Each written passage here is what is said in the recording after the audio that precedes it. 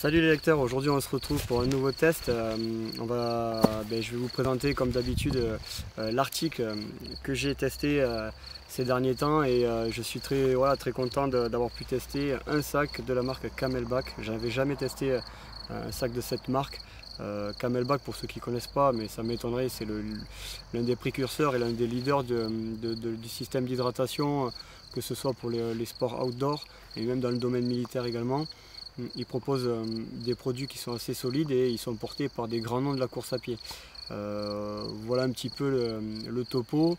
C'est ce qui m'a donné envie aussi de les tester, c'est de voir un petit peu pourquoi beaucoup de personnes les plébiscitent.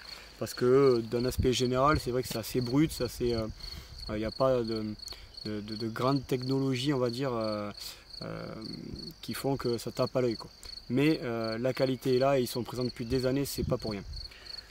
Donc j'ai testé le modèle Zephyr, modèle qui est donné pour, selon les sites où vous allez voir, c'est 11, 10 ou 12 litres, ça dépend vraiment de ce que vous allez lire.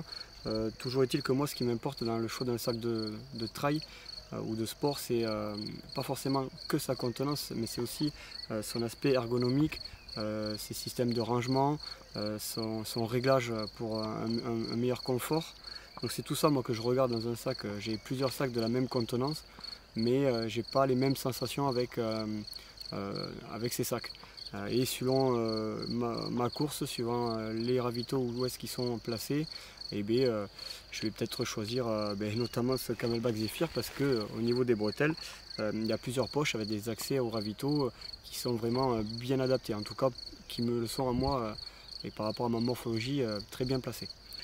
Voilà, je vous dis pas trop de choses sur ce sac, je vous laisse découvrir ce test, mais voilà, ce que je voulais vous dire, c'est que ne vous arrêtez pas à un volume lorsque vous choisissez un sac de sport, mais regardez plutôt un ensemble d'éléments, à savoir le portage, le réglage, etc. etc. Vous allez voir dans le test, je fais un petit pavé sur les flasques qui sont livrés avec. Donc vous allez me dire des flasques, ça reste des flasques. On le sait tous, ça a remplacé depuis pas mal de temps les poches à eau et chaque marque essaye un petit peu d'innover.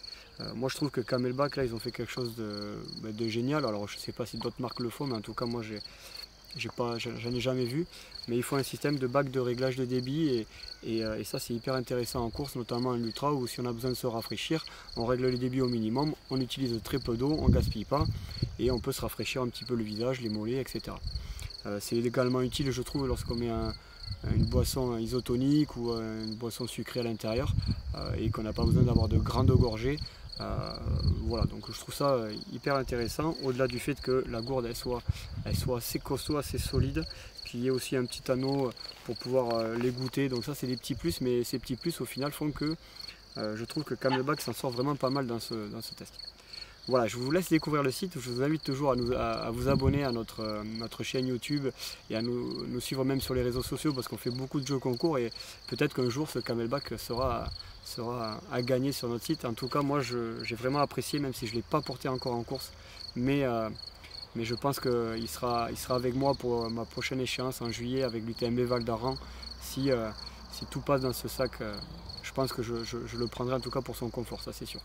Voilà, je vous dis à bientôt et puis n'oubliez pas de vous abonner, merci d'être de plus en plus nombreux à nous suivre.